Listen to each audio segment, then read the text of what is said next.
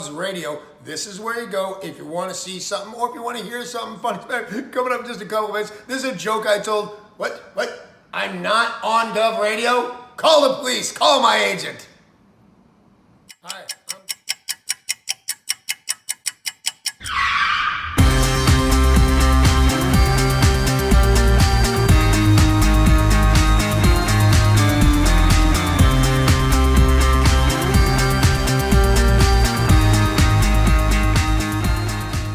Tony, welcome to Government. Hey, Joe, how are you? I gotta pat you down though, pal. Oh, yeah? Yeah. All right. Got anything on you? Anything I should know? I got nothing. Anything weird going on? What? Alright, you go in, Tony. Good. Thanks, Joe. Appreciate it. Thanks.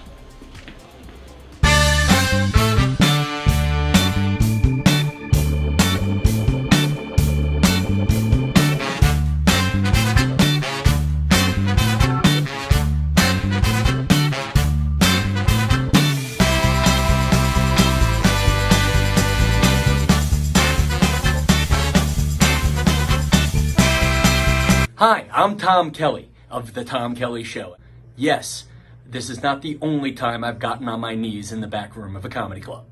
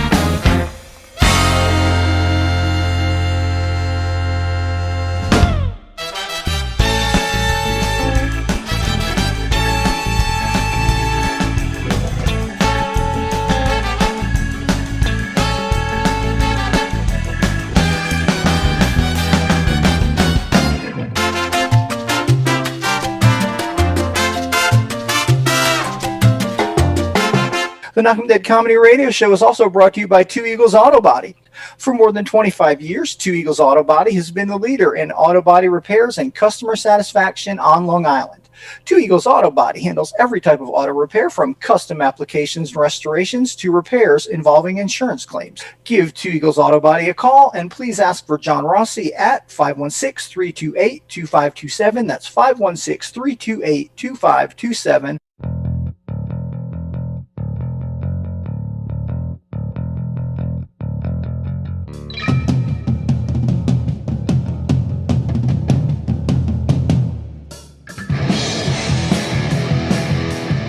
Hey, how do you say there, people? It's Johnny Brennan, creator of the Jerky Boys, also of Fox TV's Family Guy fame. I just want to let you know you're listening to Tony on the Knockem Dead Radio Show. They're gonna keep knocking them dead, so keep listening, you wacky sons of bitch. Right there. Over and out there, sweet Charlie.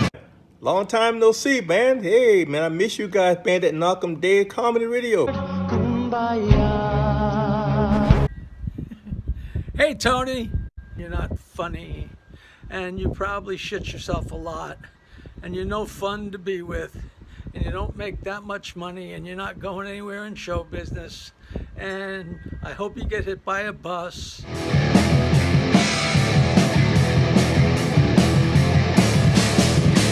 They suck.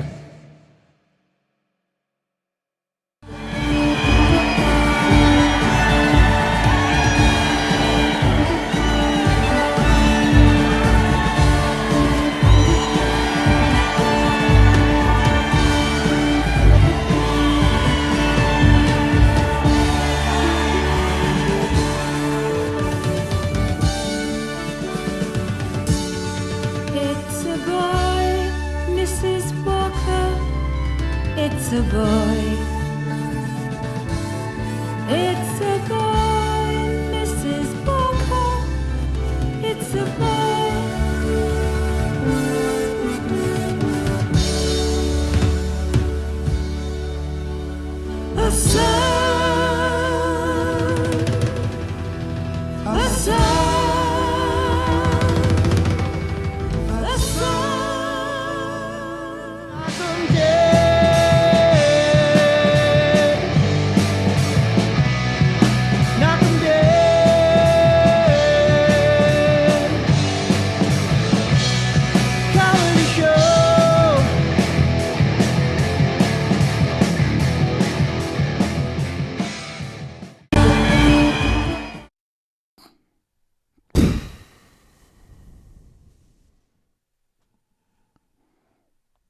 Hello.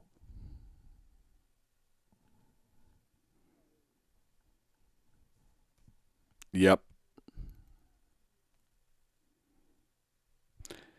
The Mets lost.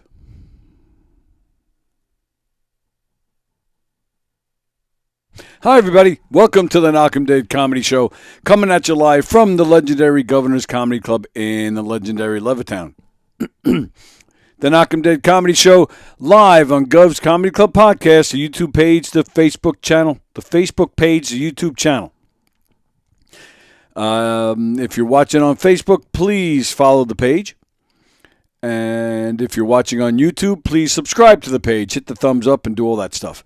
No matter which page you're watching from, please share the link and tell everybody you know about all the great shows here on Gov's Comedy Club podcast, like this one, like Coffee with the Dog, which was just on, like Steve Squared, which is on later on today, which like Treading Water, which is on today, like Stand-Up Memories, which is on today with Robert Klein, Jackie the Joke Man, Peter Bales, and Robert Klein.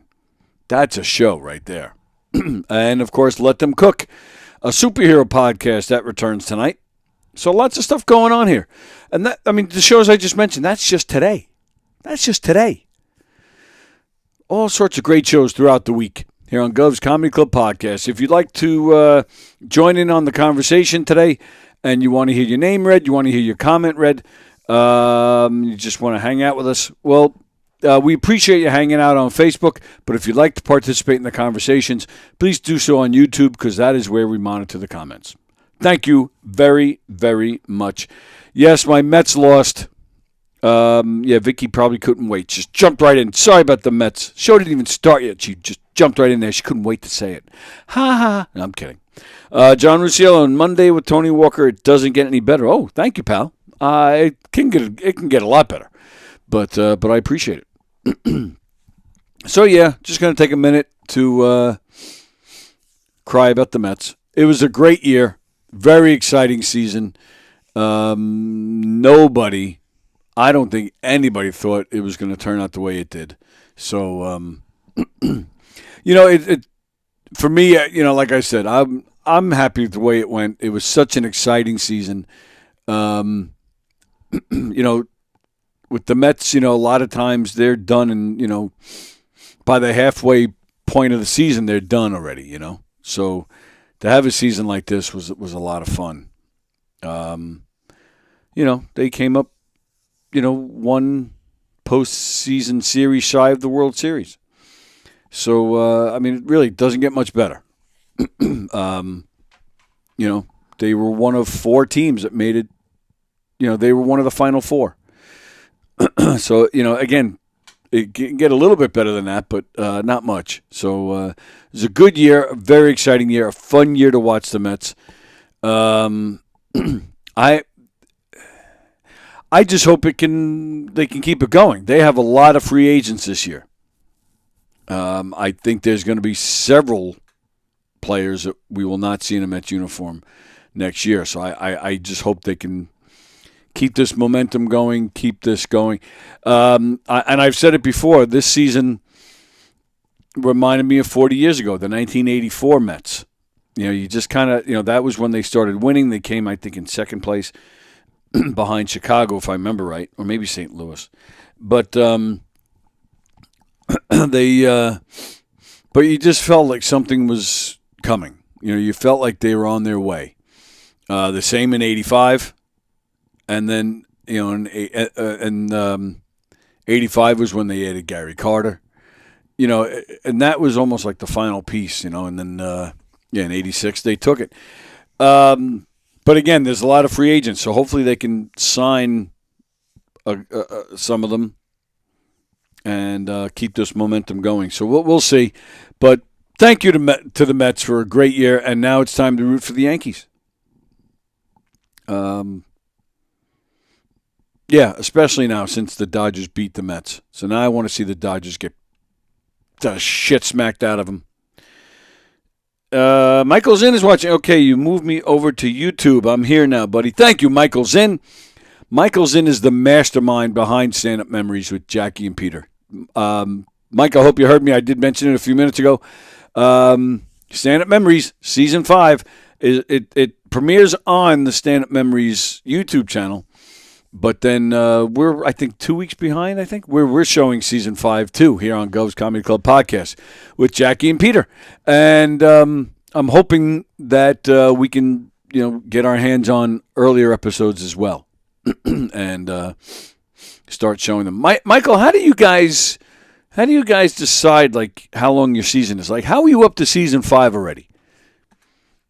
Yeah, I'm old fashioned. I'm an old man. So when I think of seasons, I think like one a year. Like TV shows, used to be like almost like a school calendar, September to June. And that was one season. So the next year. So I don't know, because I'm on my 7th year in here. It feels like those guys just started filming those your stand-up memories like last year. I don't know. It's probably more than that. Carol Miner's checking in. Sorry about your Mets. Thanks, Carol. Michael says, you rock. Right back at you. It's really arbitrary, actually. We have about 20 to 25 episodes per season. 20 to 25 episodes. So that's like half a year. So every 6 months is a new season. All right, that makes more sense because I think you guys just started like, 3 years ago, maybe? So, all right, that makes a lot more sense. I don't... Like even we have the show Let Them Cook, a superhero podcast, which is on tonight at 7. They're already on season 2. They're calling it.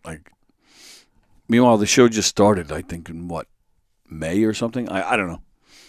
I don't know. Does it even matter at this point? I don't even know if it matters. I usually, for my show, I just, Knockem Dead Comedy Show, October 21st, 2024. I don't see the point in having seasons, especially this show because it's on every day, which is a lot. I don't know how you guys put up with this for every day. So yeah, it is arbitrary. So we'll see with the Mets. I'm tired because I worked all weekend and then I stayed up late last night. What was it, like 11:30 or midnight or something when the Met game was over? So yeah, I'm shot, man. I'm tired. I worked all weekend. Worked at White Post Farms this weekend. How was your weekend, everybody? What'd you guys do? At White Post Farms, I have 2 stories about my weekend at White Post Farms. I'm going to tell you one now, and I'm going to tell you one in a little while. So I've told you guys a million times. I am the festival host at White Post Farms Fall Festival. It's 6 weeks from late September through the end of October. Don't mind me, I'm just fixing some graphics here. And John Russiello is calling. All right, hang on. John, don't move. What is going on here? All right, damn it. Good morning, sir. Good morning. How are you? Why do you make me yell at you first thing Monday morning? What did I do now? Because I'm sick and tired of you degrading yourself and knocking yourself. Oh, I don't know why you guys put up with me so long. Blah, blah, blah. Stop that. You are a ray of sunshine. You bring a lot of people joy. You're excellent in what you do. So just live up to it. You have great co-hosts sometimes, and you need to understand. What are you laughing at? I said sometimes it's the truth. All right, and I thought that was funny. Your co-host on Tuesday is fabulous. Yes. All right. Your co-host on Wednesday, when he wakes up, he's great. But it's hard for him to get up. It's hard for him to draw a beat of his heart. Can I ask you a question about that guy? You can ask me anything, and I will tell you the truth if I'm able to. Okay. So I've been on the air this morning. I've been talking a lot so far about Jackie the Joke Man and Peter Bales. They have their show. We're showing it here tonight. And a few weeks ago, they were in here with Mike. Right. And Mike turned to them and told them his story about when we were at a Joey Cola show and he didn't laugh at Joey Cola, and Joey Cola called him out on it, And Joey said, "Are you going to laugh?" And Mike said, "Well, if you say something funny." So he told this story to Peter Bales and Jackie. And I was watching the whole show. Yeah, I was watching right. the whole show. And they were honest about it. They're like, "No, that wasn't, because Mike was like, do you think, that honesty was okay?" And they're like, "No, that you're taking the energy from his show. You're insulting him." So last week when Mike was here, when we were leaving, Joey's name came up, and I forget how, but he said, "Boy, I hope Joey comes in here soon because I really think I'd like to tell him that story." And I'm like, You insulted the guy in the middle of his show. And why do you want to remind him of that? Wasn't Peter and Jackie enough? Like, they said to him, that was a terrible thing that you did. So now he wants to tell Joey that he did it. Like, I don't know. I wouldn't want to admit to that. Well, you know Mike much longer than I do. All right? And I don't understand him any better than you do. Okay, but the only I can sum it up as best as I possibly can. He's like the Grim Reaper. He's not happy unless he's miserable or makes somebody else miserable. He's Droopy Dog. Yeah, exactly right. Yeah, exactly right. And I don't let him do that. By the way, I think you know that I don't let him do it. I mean, I was with him every day when I lived in Long Island. Yeah. And every time he started his bullshit, I knocked the shit out of him in more ways than one. But yeah, no, that's Michael. You have to understand where Michael's coming from. He honestly thinks that his way of thinking is rational. He doesn't realize he needs to be put away in Bellevue. Exactly. That's exactly my point. I really mean that sincerely. And when I get off the phone with you, well, he's at the nursing home with his mother today. Oh, but believe me when I tell you, I told him, it's amazing you brought this up. This weekend, I had a conversation with him, and I said to him in front of my wife, "You're not happy unless you're fucking miserable. You got to stop being miserable." And then he gets all defensive. He's just, that's the way he is. Either you love him or you hate him. Is there any saving him at this point? He's getting old. Is he set in his ways, or can we save him? No, he was like this when he was in his 20s. His brother told me he was like this when he was in high school. You can't save this man. The only thing you can do is either love him or hate him. Right? And he's a lovable guy, but you just have to understand him. It's hard work being friends with Mike Kaplan. I'll tell you right now. And my wife is giving me a dirty look. She's off. It's my birthday week. Right. In fact, Wednesday is my birthday, and yes. You guys are going to grace me. All right, to have the Grim Reaper and Tony. Do you have a guest on Wednesday, or is it just you and him? I do believe it's just me and him. Okay, well that's good. So at least we could talk, because otherwise, I mean, just he. When's the last time you see him smile more than once a day? If he smiles once a day, or if he gets a chuckle out of once a day, it's just amazing. That is true. All right, we'll see what we can do on Wednesday, and then and we're definitely celebrating your birthday. Well, listen, every day I watch the Tony Walker show is my present. So that is correct. How's that? Is that better? There you go. I like now. See, there you go. You get into the program. All right. Unfortunately, we had a rough, and I'm really not a big Mets fan, as you very well know. Yeah. But I wanted the Mets to win because I'm a New York fan. Right. All right. And I'm happy with the Yankees. All right. But unfortunately, you came in today. You look kind of a little beat. You had a rough weekend in White Post, and then this jerk off is back on trying to make conversation. Oh, comment. Oh, I didn't even see that. I'll have to take a look. Yeah, he's a fucking asshole. But anyway, wow. Listen, buddy. I'll talk to you. Love you. Goodbye. Goodbye. Thank you, John. John Ruggiero checking in, which is always a lot of fun. Let's see. I don't even see that. Let's see. Michael Zinn's comments. Everybody should click the thumbs up and support the show and Tony. Thank you, Mike. Vicky says, yeehaw. Good morning, Ann. Good to see you. John is the best, says Carol. That's all the comments I see. Huh, that's funny.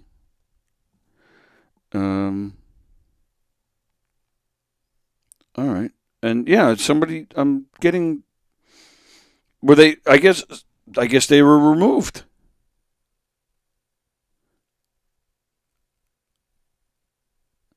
Oh, I see. It says Ann is saying, "Good morning, Filbert. Weekend didn't go well. Been sick." Oh, sorry to hear that, Ann. Hope you're feeling better.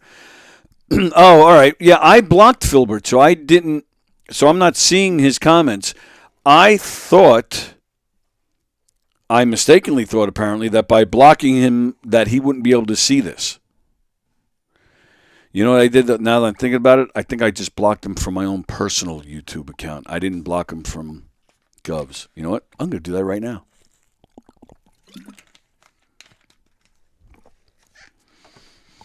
Yeah. If Filbert is who we think it is, well, no matter who he is, he's a jackass. Let me see if I can do this.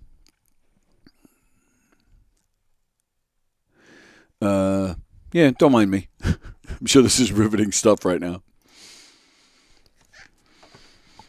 Yeah. There it is. If Filbert is who we think it is, well, no matter who he is, he's a jackass. Let's see. Let me see if I can do this. There he is. Yeah, don't mind me. I'm sure this is riveting stuff right now. Yeah. There it is. If Filbert is who we think it is, well, no matter who he is. Yeah, don't mind me. I'm just looking at yeah. Okay. Let me see if I can do this. Let's see. There he is. Yeah, don't mind me. I'm sure this is riveting stuff right now. How do we block this jerk off? Yes, Filbert. Yeah. There it is. If Filbert is who we think it is, well, no matter who he is. Yeah, don't mind me. I'm just looking at yeah. Okay. Let me see if I can do this. Let's see. There he is. Yeah, don't mind me. No, that wasn't it. I'm sure this is riveting stuff right now. How do we block this jerk off? Yes, Filbert. Yeah. There it is. If Filbert is who I think it is, well, no matter who he is. Yeah, don't mind me. I'm just looking at yeah.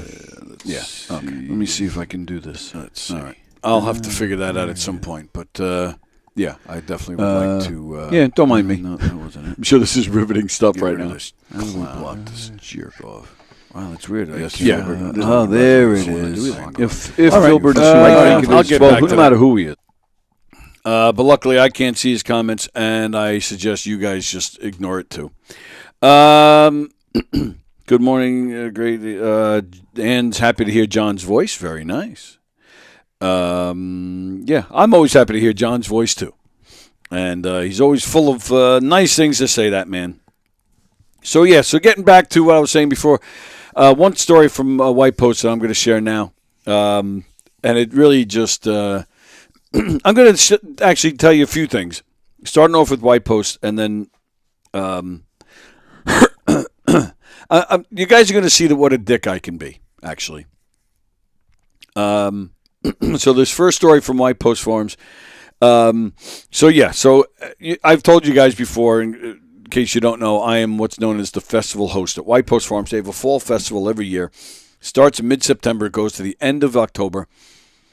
And every weekend, I'm the festival host. They call me Farmer Willie, and I stand there with a microphone, and I say, yeehaw. A lot better than that. But I say, yeehaw, and I make announcements. Go see a show over there. Go buy some food over here. Go check this out. Hey, look at the animal farm. Look at this. Check this out.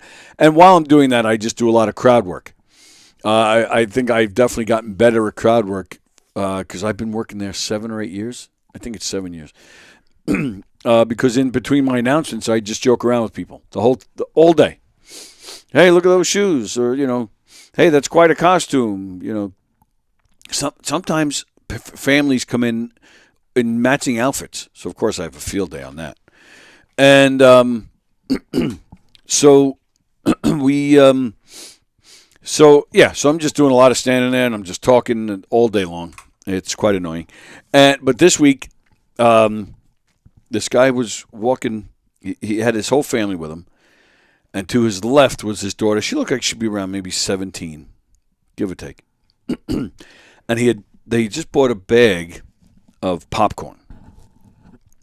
And it's a big, narrow, long bag.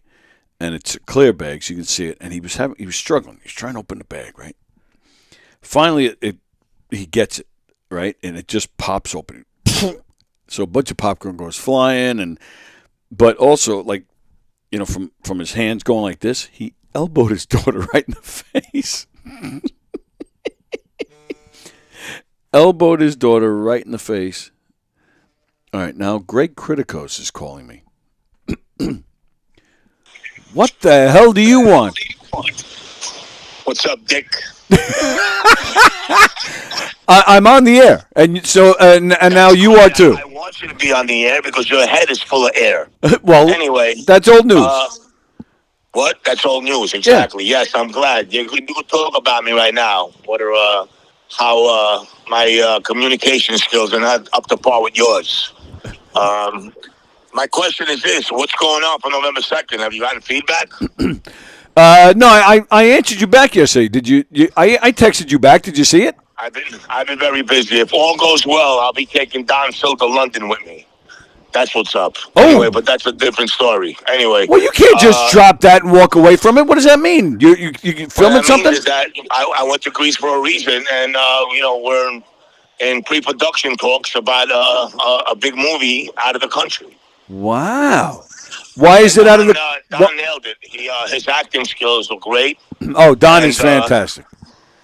Yeah, I mean, when you see Scarred, you're gonna bug. I'm looking forward to it. Yeah, we're already communicating with cons. I want to get somebody to Sundance. I want this thing to hit all over the place. So, we've been editing it for a while. I'm back on editing. So now it's time to start booking some shows in comedy, and that's why I wanted to know. I want to start promoting November 2nd. And, yeah. What was the promote the shit out of it. For me. What? I said yes, promote the shit out of it. Yeah, cool. So, the website is through them, right? Through govs.com. That's where they can make their reservations. And, that's November 2nd. And then I know you're playing, I think it's the Brokerage 2 weeks later, right? Yeah, with Carrie and Ellen. Yep, that's a great show, too. We're doing another show there. And, I'm just, right now, I'm knees deep with this movie. Right. It's a pain in the ass, man. Editing is not funny. So, we're excited. And feedback I got was great in Europe. I was out there for a whole month. Wow. So, yeah, man. So, a lot of good shit's happening. So, George and I are like 75% into our next script. And we have like 2-3 of them in the scripts polished already. So, we're shopping them around as well. Very nice. Wow, yeah, you're nonstop. Hey, listen, man, it's not even work. It's fun for me. But watching Don every day on the screen, you really get to see the acting skills, Well, yeah, I know you like to watch Don no matter what he's doing, you freak. Well, it's better than you because you're boring. At least he's fucking exciting. You know what I'm saying? He's a real actor. You fucking prick. Well, no argument. No argument there. Are we doing a radio show before the show or no? Yeah, I think we should. Maybe you tell me what day is good for you next week, and we'll figure it out. Yeah, well, our show is on a Saturday night, right? The show is Saturday, November 2nd. Right. So should we get up there earlier, like that Saturday, or we should promote it a little earlier, right? A couple of days earlier or something. Yeah, I would like to promote earlier if possible. We can always do a Zoom if that's easier for you. Zoom is good, but I like the yeah, me too. I just coming into the studio. I love when you come in. I just thought, if it was easier for you, I'm trying to help you out here. You see, trying to help me out. That's what I do. Wow. That's who I am. I've never heard anybody say that to me. Thank you. I kind of believe that, actually. Yeah. Yes. That's why I get paid, because I stay away from dickheads like you and other people coming in between me and my career. So by you saying you're trying to help me out, you're just trying to fucking sabotage my career, snake. Next Friday, November 1st. Come on in here. Bring that guy George with you. He's the nice one. And and we'll promote. Okay, so that's what we'll do. Cool. We'll discuss about the possibility of doing next Friday. 100%. Excellent. Okay. Send me the date. So just next Friday. What time is a good time to be there? Well, the show's from 11 to 12:30, so you come in anytime during that time and stay as long as or as short as you want. All right, next Friday, 11 to 12:30. All right, you got it, buddy. Cool, man. All right, I'll talk to you. See ya. Bye. That prick Greg Criticos checking in. I love when the phone rings off the hook. I like talking to everybody. Let's see. Okay. Greg Criticos. So, yeah, that's the show that we've been promoting. May as well show it to you. November 2nd, Clash of the Boroughs, Staten Island and Astoria. Mike Pachetti and friends. Mike is a lot of fun. He's definitely off the wall. Johnny McDonald is on the bill. He's fantastic. Sean Kearns, who I have a personal connection to, he's great and a hell of a nice guy, so looking forward to that. Courtney Otero, who's cute as a button and a lot of fun to watch up there. Andrew Farella, who's making his official comedy debut. He's been doing some open mics and jumping up on stage a little bit here and there, but this is his first official comedy gig. And headlining, Greg Criticos, that Greek bastard. That's Saturday, November 2nd. Go to govs.com. Make your reservations. It really is going to be a fun show. Please come to the show. Please. So I was talking about White Post. Yeah, the guy smacked his daughter in the face. I thought that was hilarious. I laughed for about 3 hours. So that shows you what a dick I am, because I laughed at a guy smacking his daughter in the face. But another reason I'm a dick, because also at White Post, I'm not going to say any names, but I saw a guy at White Post that I know through the dinner theater world. He has his own murder mystery company. And this is a guy that had worked with me and then took off and started his own thing, which is fine, but it's a weird thing. And I'm doing a little bitching here. I've gone out. I'm one of those guys. I consider myself a team player. If I had the choice to do theater with a cast or stand-up comedy, I pick theater with a cast, hands down. I like the camaraderie. I like the chemistry. I like being there for each other. I enjoy the stand-up comedy, but I prefer working with a group. And I do. I love doing the murder mysteries. I love it. I've been doing it since the 90s, running my own company since 2002 with various people through the years. So I always go out. Like, I've checked out several other companies. I used to say to myself, again, because I consider myself a team player, I used to go around saying, well, there's room for everybody. There's room for everybody. There's plenty of room. And, people can do shows over here, and there's plenty of room over there for these guys who want to do shows. That was really my attitude for a long time. But then I started going out and checking out some of the other groups out there. And I just didn't find them very good. I didn't find them to be very good. There's some where I'm like, oh, okay, that one was good. But most of the time, I'm like, oh, that was kind of bad. And it makes me mad because I don't want them I don't want you guys, the audience, to go to a show, have a bad experience, and then you're going to think that's just how it is all the time. And so it makes us all look bad. And I've seen a lot of that go on. So it upsets me. And I'll be honest, too. When I first got into it, running my own company, we had some growing pains. It took us maybe 3 or 4 years before I would say we were really good at what we do. And even then, even after that, it happens to everybody.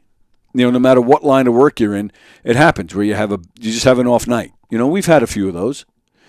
Luckily, fortunately, it's not a lot. I personally do think we're the best at what we do. We do work hard. We rehearse often. I don't just let anybody in. I'm very picky with who I bring into our group. And I do feel we're the best at what we do. I've gone around quite a bit to watch other groups, and not just Long Island groups. I've seen several from other places. And The reason I'm bringing this up because also at White Post I saw a guy that had his own murder mystery company. So I went over to say hi to him, and I said, "So how's it going?" He's a Long Island based group. How's business? He said, "Oh, you didn't know we're not doing it anymore." I said, "No, I had no idea. I didn't hear that." And his exact words, he goes, "Well, between you guys and COVID, because you knocked us out of the business." I walked away with a big smile on my face. That's how much of a dick I am.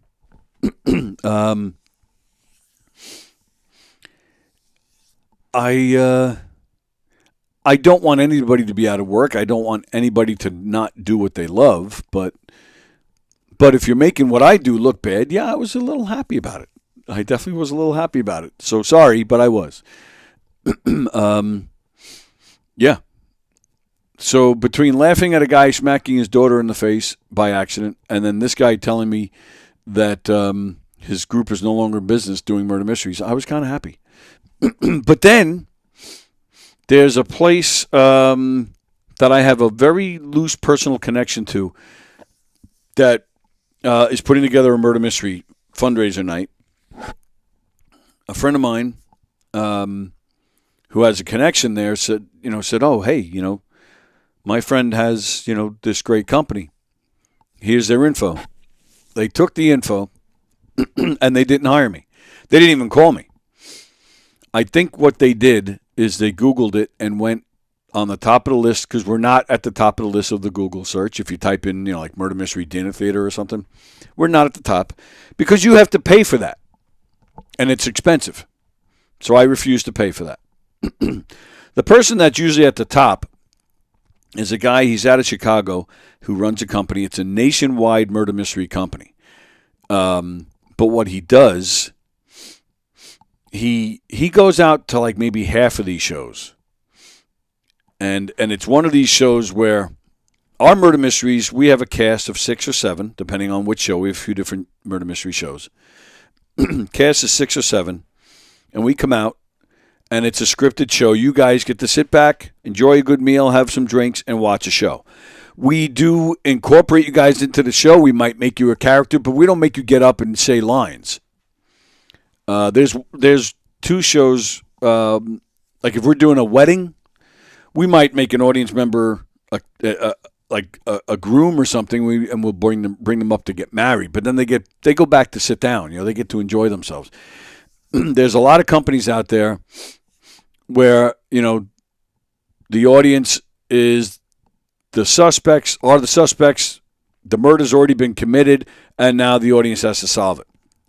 And you get maybe 1, 2, or 3 people up there trying to be entertaining and lead everybody through it. I personally, it's a great idea because people like to be involved to that aspect. They want to solve it. They want to be a suspect and all that stuff. But I'm telling you, when it's done that way, the show usually sucks. Unless you have a very talented cast up there that can keep the people entertained. I've done a few of those where I'm the only guy that shows up.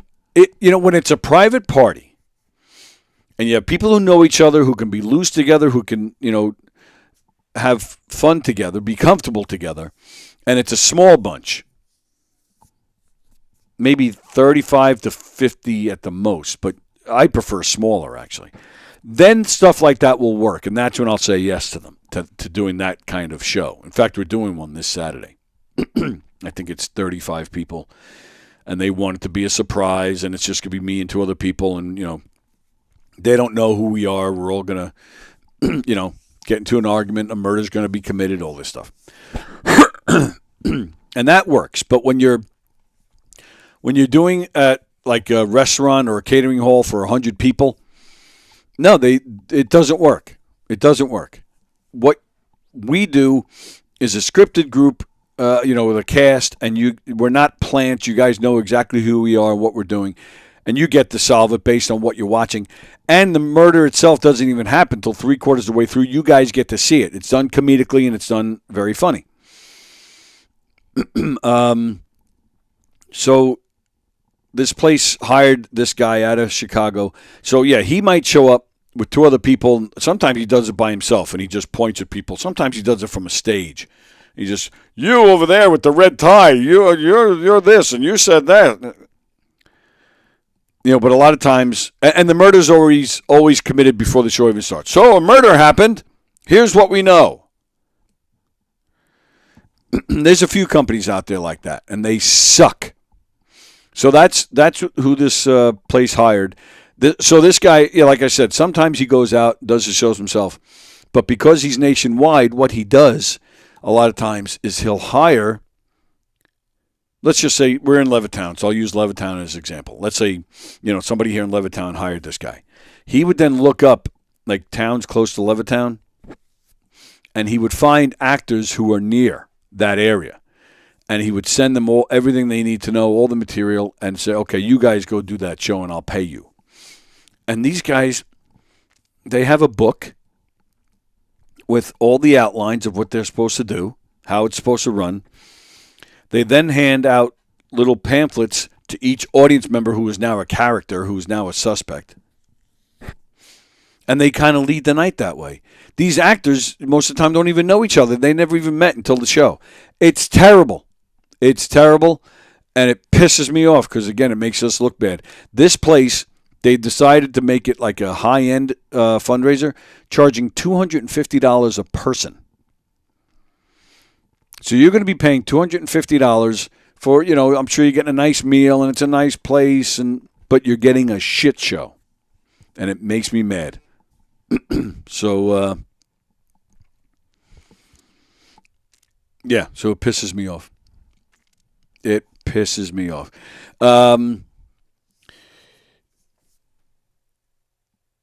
I think you've surrounded yourself with really great people in the cast. Vicky, I think some of the people that you've seen, some of the people since you've seen, we've changed some people around since you've seen us last. There is a big turnaround because it's not the easiest life. We don't have a set schedule. We don't even have it's not like a traditional theater, from September 1st to the end of October, every Friday and Saturday we'll be at this theater. It doesn't work that way. We just get, when a client calls us, we book the night. And then I have to see who's available. I have my cast of regulars and I love them, but a lot of times they're doing something else and I have to bring somebody else in. Or people just don't like doing it that way. They like a more set schedule, so they just move on to other things. And that's all great. I have no problem with that. I get it. But I am picky about who I bring in here. I do feel you have to be really good to be. And it's not traditional theater. You're not traditional theater. You're up on a stage. You're 20 feet away from the first row. You can go. You're on and off the stage. In our shows, you're out there the whole 2 hours.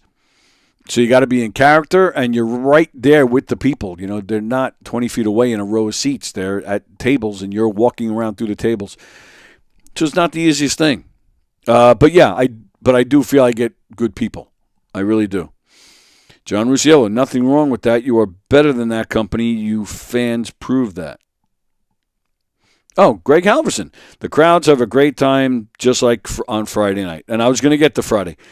Vicky, it's worth me driving 6.5 hours to see it. Thank you, Vicky. Saturday night is going to be a blast, says Greg. Ann, your murder mystery show is something I would like. Sounds great. Thank you, Ann.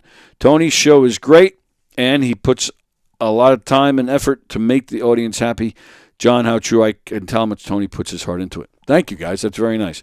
John, Mike Kaplan, who's here with me on Wednesdays, we actually started when I started to do my own murder mysteries. Mike was my first business partner.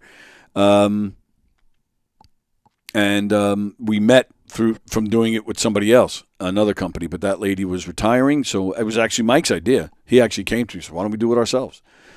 I had never imagined in a million years of doing something like that on my own. But now I feel I can do it with my eyes closed. I feel I know it well. I know exactly, how to handle all situations and how to make it work. And I do. I just feel we're the best at what we do. And Greg, Greg, who's watching right now, I would like to just mention about him what a great he's just a great guy and a very talented man, and he's I don't know if I mentioned it on here. I think I told him, but I've said it to other people. For those of you who may remember Eric Shevlin, he used to be a co-host in here. He lasted the first 2 years in here, and then he went on to other things. And but he was still in the murder mysteries, and he was phenomenal in these shows, phenomenal.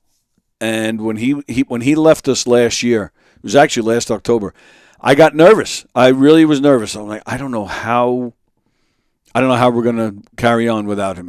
He was just that good. But I figured, having said that, everybody's replaceable. Back in 2017, a guy that was with us for a very long time, my friend Sal, who always refuses to come in here. I don't know why, because he's so funny. But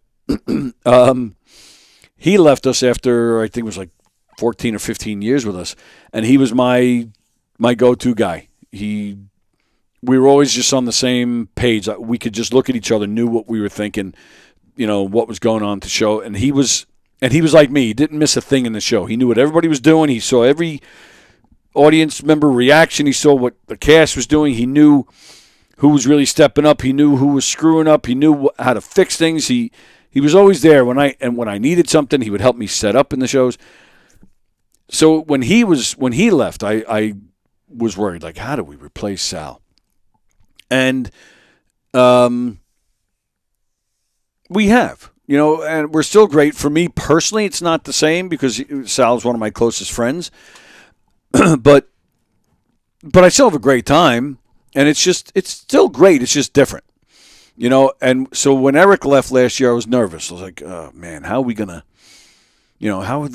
replace him? How are we gonna do these shows? But I knew in time, okay, we'll find somebody. Everybody's replaceable. It's just, it's just different. And we did. We found somebody earlier this year who's really stepped up, James Merchant. He's really stepped up. He's playing a lot of Eric's old roles. But Greg Halverson, who we tease him about it when he comes in here. The guy is nonstop. He's in every, you name anything going on in the Long Island acting scene, whether it's live theater or whether it's film. Greg is either in that particular production or worked with the writers and the directors on some other project. Like that guy, he's just everywhere. He's everywhere. And he's really stepped up since Eric left. He's I feel his performance has gotten stronger. I feel his he seems to be more aware of what's going on around us. He's solid with lines, man. He knows exactly where we are at all times and where we're supposed to be. So hats off to you, pal. Eric is a major talent. Yeah. So it's actually me, Greg, and another lovely lady named Missy Roach, who's another staple in the Long Island Theater. We're doing a private party this Saturday where we're going to be plants at a Halloween party. And stuff will happen, and a murder will be committed, and the audience, the guests have no idea that this is going to happen, and then we're going to lead them through it so they can solve it. And, it's going to be a lot of fun. Now, having said that, like I said, so this place is charging $250 a person, and they're going to have a bad show. I guarantee they will have a bad show. There will be people that walk out of there and say, no, that was kind of fun. I guarantee that if they saw us and then they saw that, they'd be like, that was okay, but you guys were better. Sorry, I don't mean to sound conceited like that, but it's just a fact, man. And Greg's a Met fan, which definitely helps a lot, too. So, So, Greg, did you hear the story I told a few minutes ago about seeing a guy at White Post who had a murder mystery troupe? Because you know who I'm talking about. I hope you heard the story. If not, we'll talk. We'll talk. And now having said that too, it's also been a weird time though for dinner theater and even for comedy. I even mentioned it a month ago when our game show here in the Giga Room had to be canceled. it just didn't sell. And the murder mysteries we've been doing have had a hard time selling.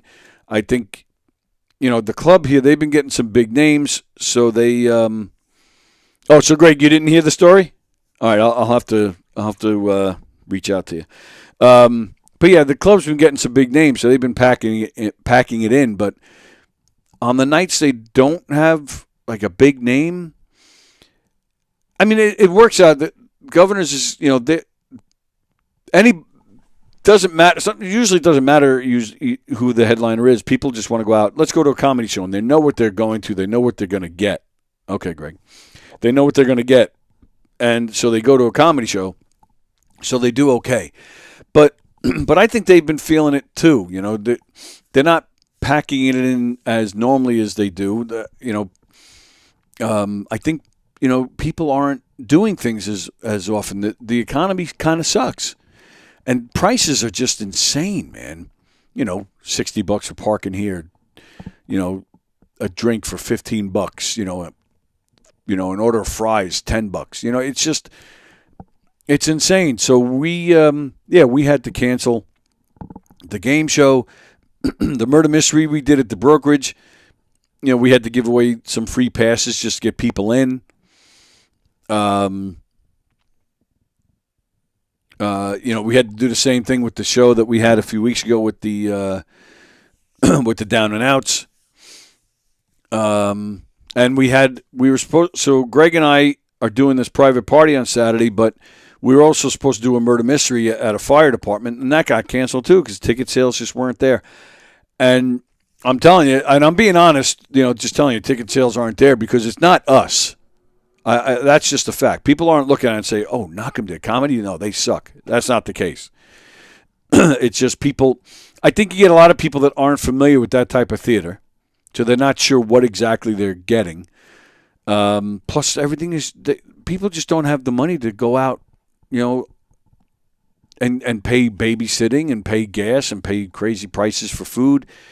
So and there's Greg saying it too. The inflation is killing everything, right? And this was the first year I thought we were kind of bouncing back from COVID. Because, our shows were so in your face. We're not 20 feet away on a stage from the first row. So we were one of the last things to bounce back after COVID because, people didn't want to get as close to each other. And this year, in the beginning of the year, it seemed like things were bouncing back. We were getting a lot of bookings. But again, with this economy, we've had bookings, and I still feel we're working our way back. But we've had a lot of cancellations too. So, but still getting some phone calls for November. We're still set for December at McGuire's out in Bohemia on December 21st. But and I'm starting to get some calls now for after the new year. So. Yeah, so we're still working our way back. And, and Greg mentioned this past Friday. We had a great show this past Friday at Cafe Spiga out in Mount Sinai.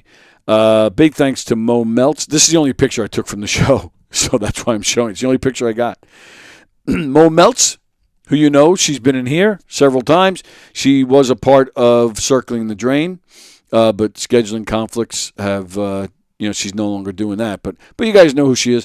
She stepped in and played our bride in our mob-themed wedding show. That guy in the middle was an audience member who played the groom.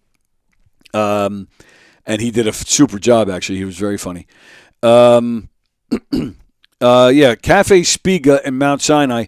John Butera got us that show, so thank you, John. We had an absolute great time. And they're going to bring us back. And that's the thing. Once you see us, you love it, and you'll want to come back to see it again. Cafe Spiga out in Mount Sinai, which is very east from here. It's like an hour east from here. Cafe Spiga. Go check them out. I didn't eat that night, but I heard the food there is fantastic.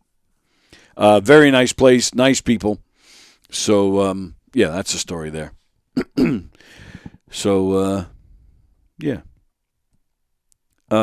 Okay, so, we talked about the Mets, of course. I did not congratulate you Yankee fans. So, yeah, congratulations to you Yankee fans. Looking forward to the Yankees in the World Series. Okay. So, moving on. One thing I like to do a lot, especially when I'm doing the show by myself. So, yeah, Jeff couldn't make it today. Tomorrow, of course, Diane is here. I think Paul Esposito is stopping by to join us. Wednesday will be me and Mike. Thursday, we do have a guest, a musician, with joining me and Frank. Friday, nobody's set up yet, but Jackie is playing the brokerage on Saturday. So I'm going to try and I'll try and get Jackie and Peter in here on Friday. That'll be fun. So, then next week, I want to try and get a lot of these guys from, to promote this show. I want to try and get some of them in here. So, but one thing I like to do when I'm in here by myself, I show funny pictures. So let's see. So they're just random funny pictures. There's no theme to it or anything. Let's see. All right, so here's his first picture. It's a movie poster from the film Elemental, which I'll be honest with you, I never heard of it. But, if you look there, I mean, what in the world, like, what's going on down there? It's like the burning bush. I don't know what in the world is going on down there. So, that's that. Looked like it was on fire. Okay, the next picture. We have a picture of, I almost said Prince Charles, King Charles. Here's a picture of King Charles. Now, as we all know, his mother passed away earlier this year. And I guess that's what happens when mommy's not around. She can't button his jackets for him. So that's King Charles. This next picture, you have like welcome mats, in front of your house and stuff, for welcome mat, and some people like to, have something funny or a nice picture or a catchphrase of some sort. I'm not sure if this is really, what they were thinking, but unless, who knows? Maybe the other side of that door is, happy endings. I don't know. So that's that. Hello, Mickey. All right, this next one is an email sent from a teacher to a parent. And it says, hello. I gave your child lunch detention tomorrow for something inappropriate he did in class today. We were playing a review game, and he gave himself the name Mass Debater. A minor issue, but I thought I should let you know. I thought that was hilarious. I actually know a guy who who's on a softball team, and they're called the guy who runs the team is a big fisherman. So he's a master. The name of the team is the Master Baiters, Master Baiters. That's the name of the team. True story. All right, this next one. Apparently somebody wanted to get some sun when they don't live anywhere near the beach, apparently. Or they didn't have a ride to the beach. Or she's dead. I'm not really sure. But it looks like somebody's just trying to get some sun. And this picture actually made me laugh. Because that is my other story from White Post today. Yesterday, I'm at White Post Farms. Now, it was a beautiful weekend. At least, here on Long Island, it was a beautiful weekend. But I'm tired. White Post takes a lot out of me, and you can call me a pussy if you want. I'm fine with that. I'm on a microphone all day. I'm walking around all day, and this weekend was beautiful. But I was sweating my ass off. I'm in the hot sun all day. I'm not in shade. So usually the first 4 hours or so, I'm on my feet and I'm talking the whole time. And then I go for lunch.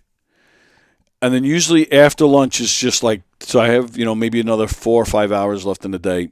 And I usually around 2 or 3 o'clock is when I really start to feel like, I've been out in the sun all day. I've been on my feet. I had in this case, I had a show, Friday night. The show was late. So I didn't even get home I didn't get home until I think it was 12:30, so I got to bed at like 1.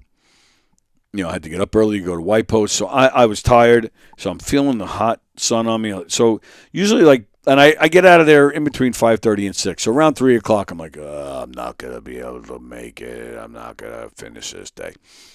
So, I usually around 3:30, in between 3:30 and 4, I have like a little window of my announcements where I'm like, all right, I can sit down for a minute. I can get away with not making any announcements during this time. But I only go and sit for maybe 5 minutes, 10 minutes tops. And then I'm back out there doing it. So I'm sitting at this table. There's like a little shaded area, a little quiet area of the farm that a lot of people aren't familiar with, thank goodness. So I go over there and I'm sitting there, just taking in a little shade. And a guy, it's a family of 4. They set up a blanket, and the 4 of them start laying down on the blanket, like having like their own little private picnic in the shaded area on the cement, but right next to me. So I was like, what the? So I was like, I snuck in a quick picture. You could just see the father laying down, but look at this. I was trying to like cover it so he couldn't see me taking the picture. That's why it's kind of like a weird pose.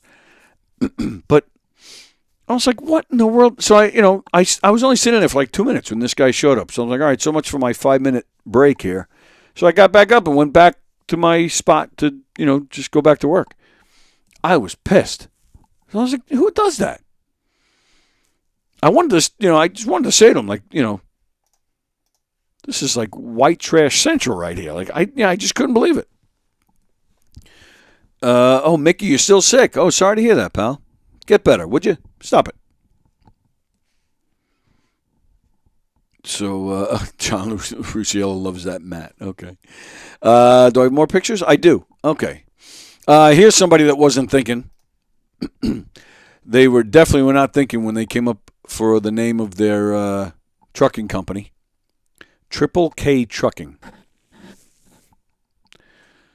What company are you using? Oh, KKK. Oh, great. This next one I thought was kind of funny. It's a little disturbing, but funny. Because it's not what you think it is.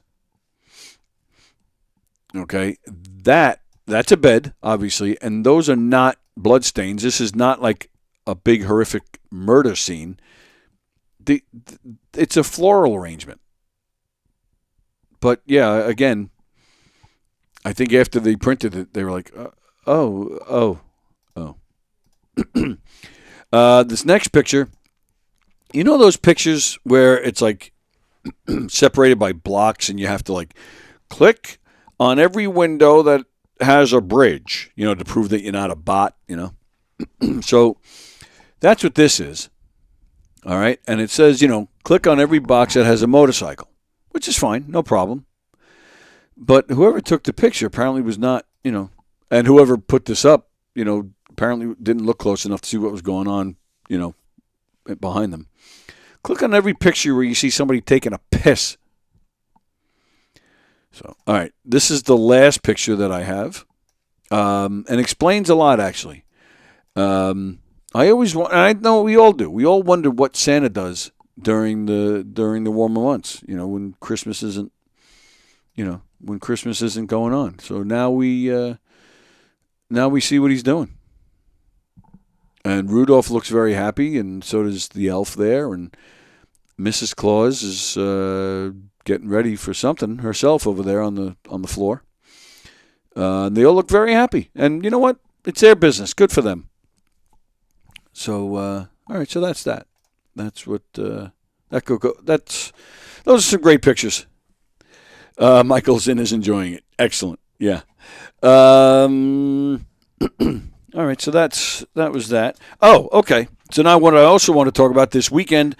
So, yeah, moving on from the Mets. I'm a baseball fanatic.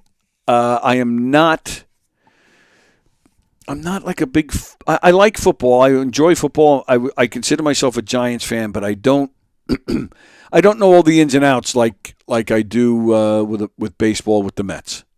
Like, I'm a baseball fanatic, but especially my Mets. But so other sports, I love hockey too, and I liked Rangers and Islanders, but probably consider myself more of an Islander fan. But I just don't get as crazy into any sport like I do baseball.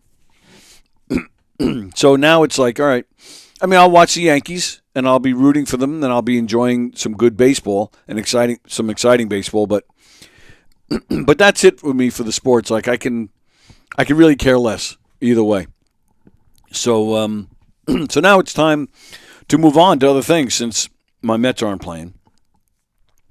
And this past weekend, was the Rock and Roll Hall of Fame induction for 2024. All right. So Foreigner got in, which overdue. Great band. You know, if you don't know who I'm talking about, we're talking about Hot Blooded, Cold as Ice, I Want to Know What Love Is, so many other great tunes. They were overdue, but they finally got in. Sammy Hagar was one of the people that inducted them, and he sang, I believe it was it Cold as Ice, I think he sang? Sammy Hagar was just one of my absolute favorites. Peter Frampton got in. Roger Daltrey, another one of my favorites. He got Frampton in. Peter Frampton, I think a lot of people don't. I think he's very underrated. If you look at his body of work, you're like, oh yeah, that guy deserves to be in. He's just amazing. Jimmy Buffett got in. He deserves it. Absolutely. I mean, it's a shame he didn't get in before he passed. Dave Matthews Band got in. Now, they deserve it, but there's just other bands I would go before them. Ozzy Osbourne got in. Definitely deserves it. Should have been in a long time ago. They had like a super group did like this great medley of Ozzy tunes. Crazy Train and Mama I'm Coming Home and No More Tears. And Wolfgang Van Halen, Slash, Zakk Wylde, Billy Idol. Billy Idol sang No More Tears, which was just fantastic. It was a great. The bassist from Metallica, Chad Smith, the drummer from the Red Hot Chili Peppers. It was just great. There's all sorts of footage on YouTube. You can find it. But, like I said, Dave Matthews Band, they deserve to get in. But there's other bands I would have put in before them. But now, Dionne Warwick, I'm not really feeling it. Kool and the Gang got in. Another underrated band. Those guys have some great, great tunes. Jungle Boogie, Too Hot, Celebration, of course. There's others. Those guys are great. Mary J. Blige. I'm a little back and forth on that. But then Cher was also inducted. And I'm sorry, but there is nothing rock and roll about Cher. I am not a Cher fan. Most people love Cher. I can't stand her. I like her early, like when she was with Sonny. I just felt she was a little more realistic. I don't know. I just feel everything about Cher is I just feel that Cher is clueless. Like, what is the latest trend and how can I get in on it? Really. Yes, Moonstruck is a great movie. Yes. I wish it was somebody else playing the role. Decent actress. Thought she was kind of good looking in the 70s and 80s. Now she's just, plastic. And I'm not a fan. I don't know. I'm just not a fan, and I don't think she should have been in. And again, there's so many other bands that should be in before her. And I'm looking at the ultimateclassicrock.com. And they have a list of 145 bands that should be in the Rock and Roll Hall of Fame. Now, I will not read all 145. But the first name I see, I'm not a terribly big fan, but I definitely think he belongs in the Rock and Roll Hall of Fame, is Bryan Adams. Bryan Adams definitely belongs to be in. Why he's not, I'm a little confused. Alice in Chains, okay. I can see that. America, the band America, right? They should be in. Anthrax. Okay, maybe Argent, the band Argent. Okay. Asia, nah. Backman Turner Overdrive. They should be in. They sing "You Ain't Seen Nothing Yet" and a whole bunch of great tunes. Here's one of here. This next one is probably the one, close to the top of my list. Bad Company. Can't Get Enough of Your Love. They have a song called Bad Company. Feel Like Making Love.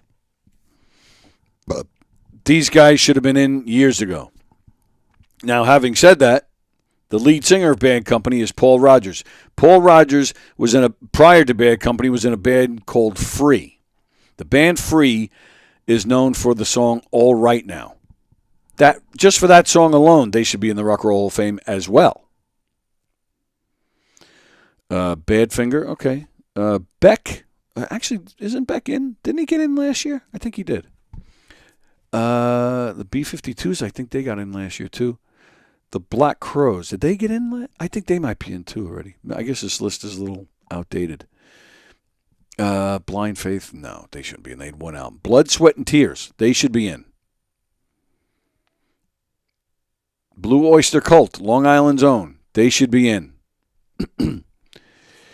The band Boston should be in. The band Boston, like their first album is like a greatest hits album. It's incredible. Joe Cocker is not in the Rock and Roll Hall of Fame. How is Joe Cocker not in the Rock and Roll Hall of Fame? How is Joe Cocker not? Phil Collins.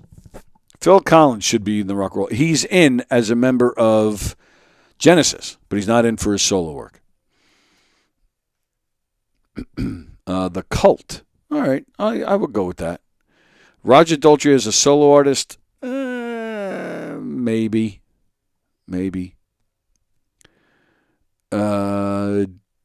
Let's see. Ronnie James Dio. Yeah, throw him in.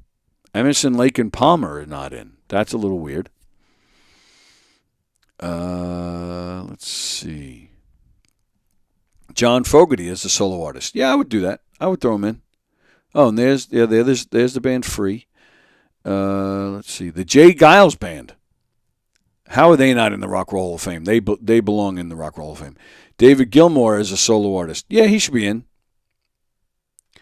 The Grand Funk Railroad. I'm Your Captain. Right? Lots of great songs. Yeah, they should be in. We're an American Band. Come on. The Guess Who. No Time, right? The song No Time and American Woman. Come on. Sammy Hagar is a solo artist. Absolutely.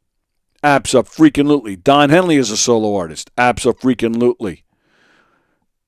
Let's see. Billy Idol. Billy Idol's not in the Rock and Roll Hall of Fame. In Excess. Yeah, I would throw them in. I would definitely throw them in. Iron Maiden. No, they're in. They got in last year. The James Gang. I don't know about James Gang. Joe Walsh. I would include that. James Gang was Joe Walsh's first band. I would just include that in all of Joe Walsh's work. Jethro Tull. How is Jethro Tull not in there? Kansas. King Crimson. Lenny Kravitz. Didn't Lenny get in? No, maybe he didn't. Lenny Kravitz should be in if he's not. Cyndi Lauper. I don't know about that. Annie Lennox. Yes, Annie Lennox should be in there. There it is. My number one choice. Huey Lewis and the News.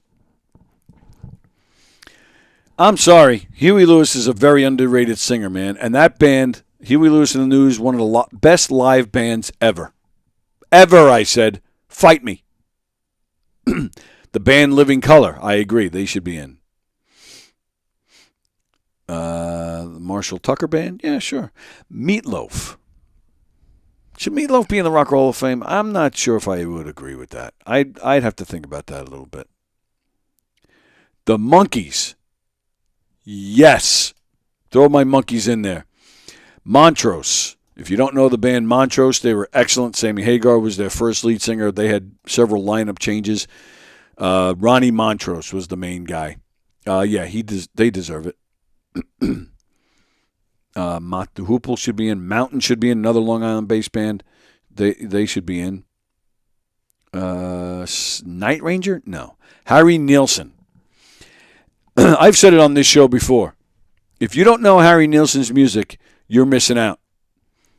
I don't know why Harry Nilsson's kind of been forgotten. His music needs to be heard. Harry Nilsson's music is unbelievable. His voice in his early days was unbelievable.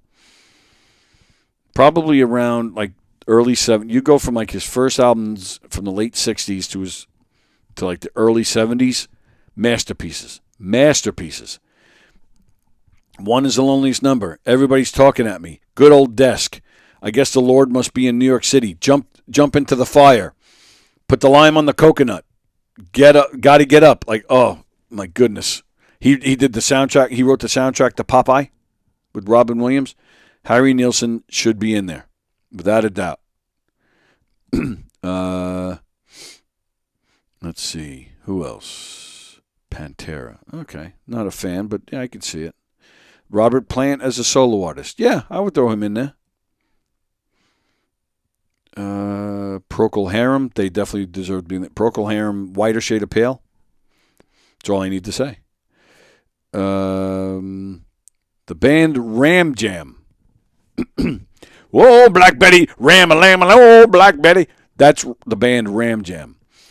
It was their only hit, so normally I would say no. However, they were a Long Island-based band. Their bass player was a guy by the name of Howie Blauvelt, who was from Hicksville. So they deserve to be in the Rock and Roll Hall of Fame just for that reason. Let's see, who else? REO Speedwagon's not in. Yeah, they should be in. Not a big fan, but they should be in. David Lee Roth is a solo artist. Yeah, maybe. Maybe. Joe Satriani, yes, he deserves to be in there. Scorpions, yes. Slade. All right, maybe. If you're not familiar with Slade, they were a great band. My Oh My, and they were the original ones who did Come On, Feel the Noise and Run, Run, Run Away. Like, yeah, they got some great songs. Let's see. Smashing Pumpkins. Yeah, okay. Yeah, I can see that. Soundgarden definitely needs to be in. Billy Squier. I'm going to say no on that. Steppenwolf. Bad. Born to be Wild, excuse me. Stephen Stills as a solo artist. Absolutely. Sting as a solo artist. Absolutely. Stone Temple Pilots. Absolutely. Stray Cats. Yeah, okay. I'm going to say yes to that. Styx. Yes. Not a big fan, but yeah, I would agree. Supertramp. Absolutely. Supertramp. Breakfast in America. Give a Little Bit. It's Raining Again. So many great songs by those guys. Bloody Well Right. 10 Years After. They deserve to be in.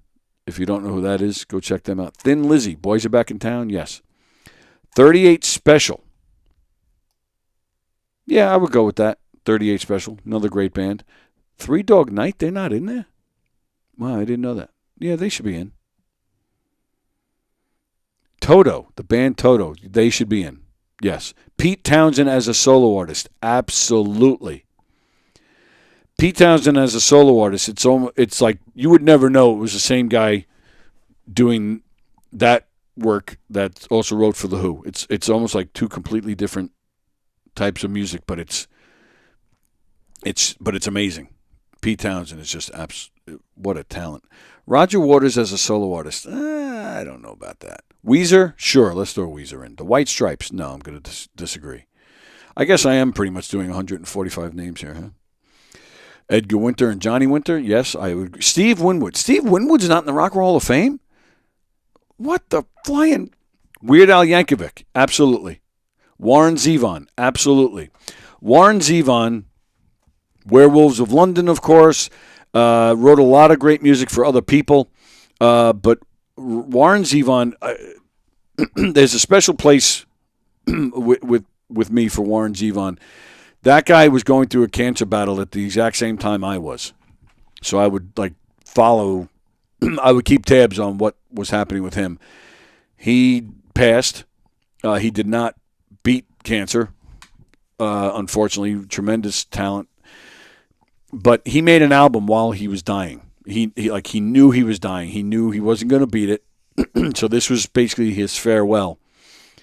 And there's a song called Keep Me in Your Heart for a while. His son was just kind of getting into music at the time. His daughter was pregnant, which I think was going to be his first grandchild. Don't hold me to that. He had been married for a few years, to his latest wife. He just seemed to have a good life. And it was just going away too soon. And the song "Keep Me in Your Heart for a While." Just have a Kleenex next to you. What a song.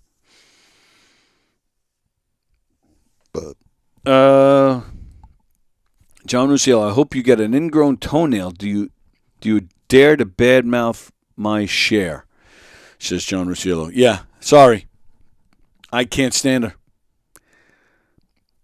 If I can turn back time, sucks.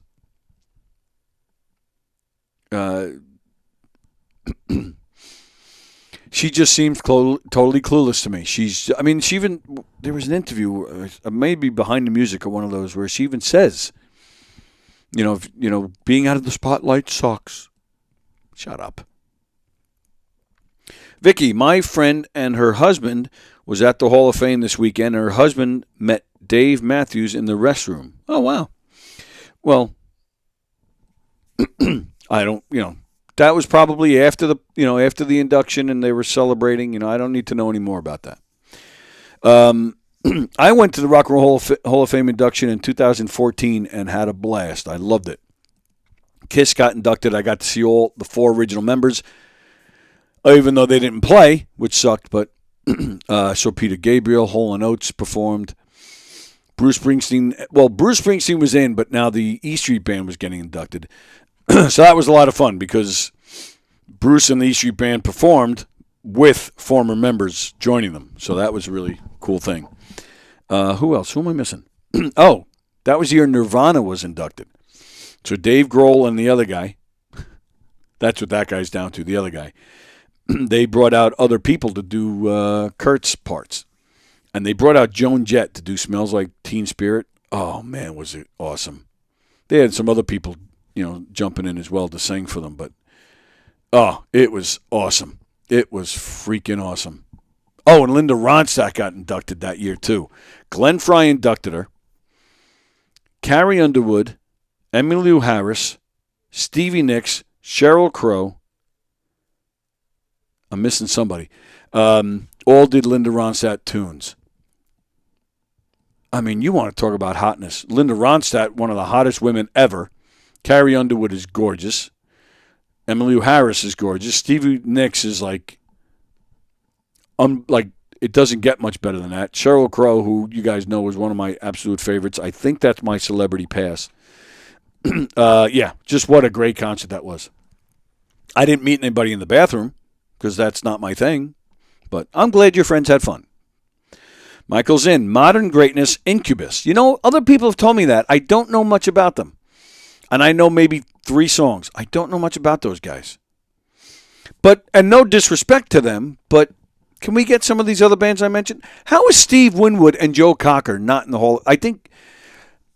Me personally, I like Huey Lewis better. I like Bad Company better. But just, if you're into music and you know music, like Steve Winwood and Joe Cocker are no-brainers. How are they in before Dionne Warwick? Or how are they not in before Dionne Warwick and Cher? Fine. You like Cher, fine. But you're going to tell me Steve Winwood and Joe Cocker are not in the Rock and Roll Hall of Fame, but Cher is? Those guys are a lot more rock and roll than Cher, man. Ann says, Frank Zappa is from my hometown. Oh, cool. But she never met him. Oh, that's too bad. Steve Vai, who played with Frank Zappa for a while, he's from Long Island. Joe Satriani, who we mentioned, he's a Long Island guy. Al Petrelli, who played with Zappa for a time, he's from Hicksville, where I'm from. I knew his father. I didn't know Al, but I knew his father. But Al also, he played with a lot of different people. I believe he played with Alice Cooper, and I'm not sure if he still is, but I don't think he is. But he played with Trans-Siberian Orchestra for a long time, and I believe he's the guitarist on their albums. Vicky, Lou Gramm is from and lives in Rochester. It was great that he was there to be celebrated. Lou Gramm was the lead singer from Foreigner. All their hits is him singing. Vicky, it's actually Gramm, Lou Gramm, not Graham. Not that it matters. I just thought I'd tell you. But yeah, Cold as Ice, Hot Blooded, I Want to Know What Love Is. Yeah, he's the guy that sang all those tunes. Yeah, they started out with other people singing their songs. Like I said, Sammy Hagar. And then what's her name? Who's the American Idol chick who's got a show now on TV? Oh, I'm blanking out on her name. I can see her face. What the hell is her name? Not Carrie Underwood. The other girl. I'm blanking out on her name.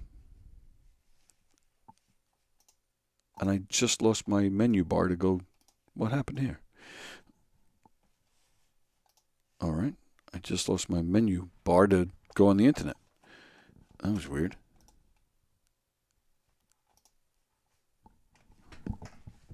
All right. Kelly Clarkson. Thank you, Vicky. Kelly Clarkson actually came out and started singing I Want to Know What Love Is, and then they brought Lou Gramm out, and he sang with her and got a big ovation. I love Cher. She is smoking hot, says Mickey. No. John Rusciello, I just found your dark side. You have a terrible flaw. You don't like Cher. So I'm sitting here talking about how I laughed at a guy smacking his daughter in the face. I talk about how happy I was that a guy isn't doing murder mysteries and, now he's not making money. But that is what got you, huh? That is how I prove my dickness? All right. Vicky, do you ever see Lou Gramm in around Rochester? That guy had a lot of health issues, man. He had issues with his brain. He's had some brain surgeries and stuff. Yeah, he's had a rough go. But yeah, so that's it with the Rock and Roll Hall of Fame. And I think I do that complaining every year about who's not in.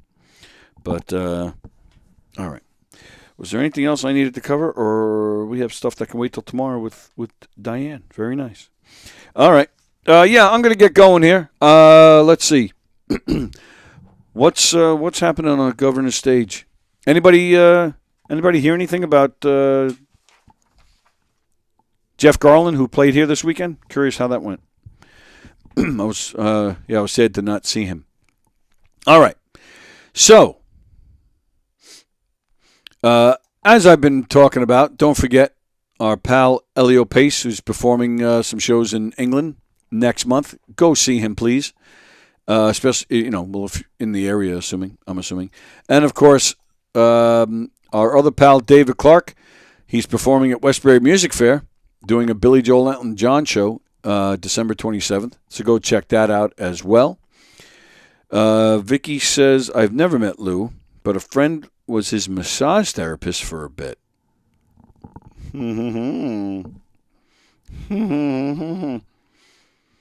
Did your friend find out what love is? Let's see. Wishing everyone a great day. See you on the next one. Thank you, Ann. Have a great day. As we mentioned earlier, November 2nd, with Mike Pachetti and friends, Andrew Farella, Courtney Otero, Sean Kearns, Johnny McDonald. Headliner is Greg Criticos. Presented by Gov's Comedy Club Podcast. Also presented by Gov's Comedy Club Podcast. The Evil Twins of Comedy. Live in the Giggle Room December 13th. Mark Riccadonna, Don Jameson. This is going to be a good one, folks. Looking forward to that. Looking forward to all these shows. And as we mentioned earlier, December 21st at McGuire's in Bohemia. A fun murder mystery show with Knockem Dead Comedy. Please come. Please. Go to... Oh, and let me tell you, of course, who's playing the club this weekend. Some of the comedians you'll see on the Governor's stage this weekend. This Wednesday night here at Governor's in Levittown. Stand Up for Autism. Special show with Carrie, Karavis, Olga Namer, Fat J, Tom McGuire, and more. Lynn Koplitz is playing the club this weekend. The Uptown Comedy Show with Howard Moore is happening this weekend. Mike Keegan, Carl Okerson, and friends in the Giggle Room this weekend. Jay Black is playing, I think, McGuire's and the Brokerage this weekend. This Saturday, Jackie the Joke Man Martling playing the Brokerage. Sticks, Bones, and the Bone Squad, and Chris Roach playing Sunday at McGuire's. Sunday at the Brokerage. And Gibran Salim is playing McGuire's this weekend as well. Go to govs.com, make your reservations, do some great comedy shows, and go to knockemdeadcomedy.com to see our schedule, and hopefully you see that schedule increase. And there's info there if you'd like to hire Knockem Dead Comedy for your fundraiser, your private party, or just an event at your space. Hilarious audience interactive murder mystery shows and hilarious audience interactive game shows. Knockem Dead Comedy. All right, we are out of here. So, as we mentioned earlier, we have Treading Water today at 1 o'clock, so stick around. That's just in a half hour with Hugh Murray and Travis Grant. That's at 1 o'clock. At 6 o'clock is Stand-Up Memories on the YouTube channel only with Jackie the Joke Man, Peter Bales, and Robert Klein is their guest, the one and only Robert Klein. At 6:30 is Steve Squared. At 8 o'clock, Let Them Cook, a superhero podcast. That's tonight here at 8 o'clock. Tomorrow morning, Coffee with the Dog at 9 a.m., and then I'm here at 11 a.m. Diane will be here, and Paul Esposito will be here. It's Tuesday Trivia. Tomorrow night, of course, Steve Beery. And, tomorrow afternoon at 1 o'clock, Sports Bash. Tuesday, tomorrow at 1 o'clock, Sports Bash. Tomorrow night at 7, live with Steve Beery. And then at 9, Hershey and the Keegs. So there you go. A lot to remember. All right. Everybody have a great day. And, we'll see you guys tomorrow. Thanks for hanging out with me today. See ya.